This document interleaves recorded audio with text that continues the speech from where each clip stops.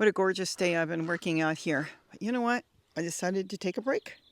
I grabbed my camera and I'm going to sit down and we're going to talk. And we're going to talk about something that I don't hear a lot of people talking about. We're going to take companion planting right now that people do talk about. And we're going to throw that out the window. Forget companion planting right now. You could do it, but I'm talking mainly for people that are just starting and don't understand plants. Hi, it's Robbie from Southern California. And you know what? For a lot of you, I'm ahead of you when it comes to gardening.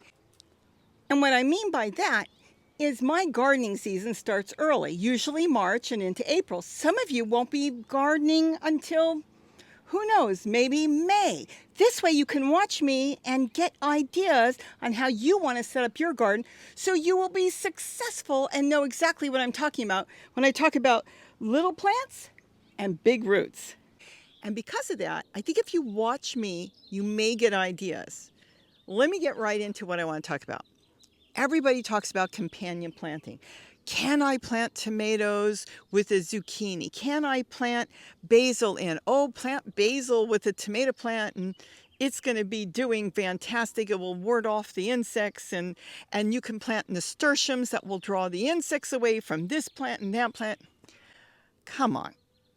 Does it always work? No. Does it work sometimes? It does, but that's not really what I want to talk about. I want to talk about how we're supposed to be planting, because this is what I'm finding out that a lot of us are missing. There's something that we're not talking about that we need to know to get it right.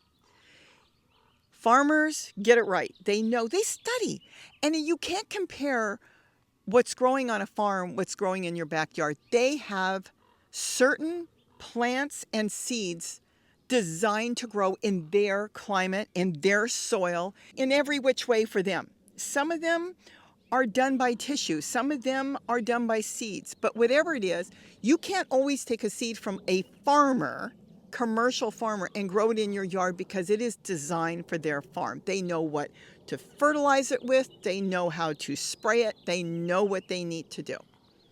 We need to figure out our gardens. As backyard gardeners, we're going to learn by trial and error. And the errors and the mistakes are fantastic because that's what we're going to learn from. A few of you came to me and said, I did everything you said to do and it didn't work. The ones that came and told me that came back now and said, oh my gosh, I goofed. And this is the thing. You'll come to me and you'll say, my zucchini I planted, all of them died. All of them didn't grow. My tomatoes didn't grow. My watermelon didn't grow. I can't grow lettuce like you. Oh, come on. Anybody can grow lettuce. Once you know how to grow lettuce, you can grow lettuce. Let me tell you something. Easiest thing to grow. Then they come back and go, wait a minute. I set up an 18-gallon tote like you did. I didn't know you can't put 6 zucchini plants in there. Or I didn't know I can't put 3 tomatoes, a zucchini, a watermelon, and 5 pepper plants in there. Simple things that people aren't talking about. Basically, overcrowding, but that's not even right either.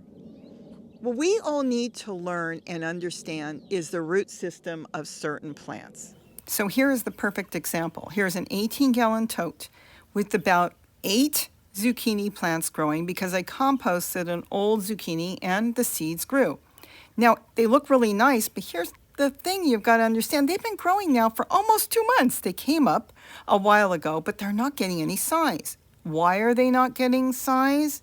And this whole tote was redone with kitchen scraps and leaves and everything. There's too many. They are fighting for the root system in there. They're fighting for the water. They're fighting for the nutrients, and they are pulling everything up. When you have a single plant, this one was just planted and was a little seedling, is starting to grow, and it's going to get massive. You'll see it later. You can layer. I've got some garlic chives there, but it has the entire 18-gallon tote to itself. And that is what's important. Those other plants, if the strongest doesn't survive and they all survive, I will end up with nothing. Keep that in mind. One is better than too many. So planting some plants together are not the best thing. We're not talking again about companion planting. We're talking about plants that have a large root system or are heavy feeders. You always hear that, heavy feeders. That means they want a lot of fertilizer or they want a lot of nutrients that you can feed even if you rot down leaves like I do. I make my own compost tea. I do 2 systems. You know all the different ways I do it with a pitcher. But the point is, even if you did all that and you had too many zucchini in one container or too many tomatoes or too many cucumbers or too many of anything. So last season, I had 3 eggplants in here. This container, oh, it's probably got 40 gallons of soil in there. 3 eggplants, and I ended up with a couple little eggplants, and that was it, literally 2 or 3. Where I should have had a massive plant, because a couple years ago, I had 1 eggplant that continued all through the winter, giving me all kinds of eggplant. Fruit, I was loaded with fruit because I had 1 plant in there. So 3 eggplants were way too much for this 1 container. Another one I did push last year was watermelon. And not only 1 18-gallon container, but 2 18-gallon containers, and it worked. I ended up with watermelon from all the plants because they don't have a big root system. I did have a 2 system in there, like I show in my other videos, how I was constantly feeding them. So I did have that, and I kept them well watered. And I was successful on that to be able to grow 3 watermelon plants in an 18-gallon tote all together and still get fruit. So every plant is different. Look how big this thing is. You don't think this is growing in this tote that I can, yes, this is growing in an 18-gallon tote, but that's the only thing growing in there. And look how big it is. This is unreal. If I would have had 2 or 3 in there, I don't even know if this plant would still be alive. But because it's got the entire tote, because I just hit this with water all the time whenever I'm watering, this is one happy, big tree collard. Isn't this big? Celery is something a lot of people don't think about. It gets a massive root system on it. You cannot, or I should say you should not be growing celery in the same container that you have zucchini. It's going to pull, and it will probably win. The one that wins is the one that grows. And if they both fight all the way to the end, then you'll end up with nothing. But if one wins, you'll end up with fruit. Think about what you're putting together. And that has been an issue for some of you. I didn't know when you were planning up your containers, you were taking all your plants and putting them in one. Even this large one, which I'm going to push, and I will show you how I will get this to grow in a different way, not just by filling this up with soil and planting my plants. But if you are putting too many in even this container, if I put a zucchini here, a tomato plant here, a pepper plant here, and a watermelon, I will be lucky to get anything out of it. For the first month, they'll grow beautiful. My zucchini will get big, my tomato will get big, my peppers will start to grow, my cucumbers will grow, and it will look wonderful. The cucumbers, by the second month, will have little cucumbers on it. The watermelon might even get some watermelon on it, and the zucchini will start to grow fruit as well. If it struggles, you may see only male flowers or only female flowers, knowing that it's not doing that well. And the peppers, well, you'll have to see, because the peppers really don't have a big root system. What will happen is they'll start to spread their roots around. The zucchini will try to get towards the tomato will try to go this way. Everything will be fighting, and it will be too much because it's one container. And no matter what, they're going to try to get their roots from here to there, and those will try to get their roots from here to there. What you'll end up with is the soil will drop. It always does, especially when you fill it with other things. But even if you don't, I could fill this up with 10 bags of soil, and it's still going to drop. It will compress. And you'll end up with more roots in there than anything else. Once the entire thing is full of roots, they can't do anything. And by then it's too late. The plants are depleted, and they can't continue on into the fall to develop their fruit or whenever they were going to develop it. And then you come back saying it didn't work. Well, it didn't work because it was the wrong plants in here. Even a celery. If I put a celery in here, if I put 1 zucchini and 1 celery, there is a chance that the celery will pull so much that the zucchini would only give me a couple fruits, if that. It's the way people are putting their plants together. It's the way they're not taught. Nobody's saying, hey, this is the way you have to do it. And then they go, wait a minute. The farmers have everything lined up. They got all their cabbage heads lined up. They've got all their squash plants lined up. They do, but they have designer seeds, number one. Number two, they have an irrigation system going through there. And in their irrigation system, they've got all kinds of nutrients, synthetic, whatever, feeding those plants. And because of that, they'll grow big, not because they're enriched in the soil, but because they're enriched with fertilizer. If you're going to fertilize this to the dickens, from the beginning to the end, you may get something. It's going to cost you a lot of money in fertilizer, but that's okay. Whatever you can afford. But the other thing is it that good? I don't know. I would much rather have my food grow in natural matter like Mother Nature than adding in a lot of synthetic type fertilizer. I want it to grow like nature grows. And it works for me. Now in here, if I was not going to do the special system I would normally do, I would not put a celery in here. I would put one zucchini if I was just going to plant on the top. And I could put a pepper plant and maybe some herbs like oregano's not too bad, but no mint. Mint gets a massive root system it will take over. So I'd have to think about that. I really should not put a tomato plant in here because the zucchini will pull from the tomato and the tomato will pull from the zucchini. I probably would end up with just one or two zucchini and maybe a few tomatoes. So that's not a good plant to put in here. Beans, yes, because beans feeds the soil with nitrogen. So you can put beans into pretty much anything.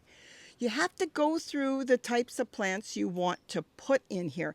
Cucumbers don't have a massive root system, but they're heavy feeders. But you probably could easily get away with one zucchini and a cucumber there. Watering. You've got to make sure what plants take what water. Peppers don't like a lot of water. They're almost like it where they're almost dry and then you give them water again. Where zucchini, like lettuce, has to have water all the time. Not on a hot day. A hot day when their leaves droop, they're doing what nature told them to do. They're pulling the water out of their leaves on a very hot day, putting it back into their root system. And then when the sun goes down, they pull it back up and the leaves pop up. But you will have to keep them watered. Don't ever hit your plants with water when it's hot because you'll cook them. So keep that in mind. But that's another topic, sorry.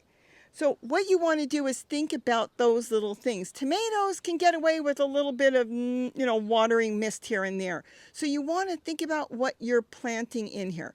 I'm going to do this different. Though I'm probably going to put squash and tomatoes and who knows what else in here. I won't put celery. I'll never put celery. Parsley, you could do that a little differently, but I wouldn't just put parsley in there. And oregano, like I said, you could do. Think about the herbs you want to put in here. Thyme, I noticed, has a little bit of a root system on it, but not as bad as mint. So you could put a small little plant of thyme in here. I wouldn't put rosemary in here only because it's going to get really big once it sets root. Because when you take a rosemary in the beginning, a plant like that, an herb, it develops a root system before it takes up on the top. So you'll have a little plant and it will be developing a big root system. I wouldn't. I would keep your herb garden separate and think about what you want to grow. You probably in this size could do one zucchini here and one other squash there. But you have to think about how many you're putting in. So if you've got an 18-gallon tote, the best thing, truthfully, would be one zucchini per tote. I've done two. I did it last year, and I ended up with a few fruit on one, a few fruit on the other, and eventually, in a matter of 3 months, the plant died out. Both of them died out. They just didn't do good because they were still fighting for the nutrients. So what we have to know is how to set them up so we are successful. Walking onions, onion chives. There's a lot of things you can put in with the other plants, but you want to think about what you're going to do. You could put some carrots and radishes and maybe some turnips and a couple beets in here too. That would be fine. Bok choy would be fine. Mustard will be fine. That all has smaller root system. Lettuce around it will be fine too. So before you get planting, analyze what you're going to put in your containers. What plants can be pushed together without hurting the plants. And when I say hurting the plants, what you're really doing is hurting yourself because you'll end up with not the crop you should be getting, but the crop that the plants can give you only because there were just too many plants in one container. Which is the reason I love 18-gallon totes. 5-gallon buckets are good too because you can set up a whole bunch of them And you can have your own farm growing in a few containers other than trying to make a farm in one container. And those dish pans, they work marvelous too. I absolutely love them. Even though they're only 4.5 gallons, they do work because you can put one zucchini, you could grow a radishes in another one, lettuce in another one. You're keeping everything separate and nothing is fighting. So everybody can be right next to each other and look beautiful, but everybody's happy because they have their own container to deal with. Ask questions, and with that, have a wonderful day, and don't forget to eat what you grow. Bye-bye. I'm almost done in here. I love this.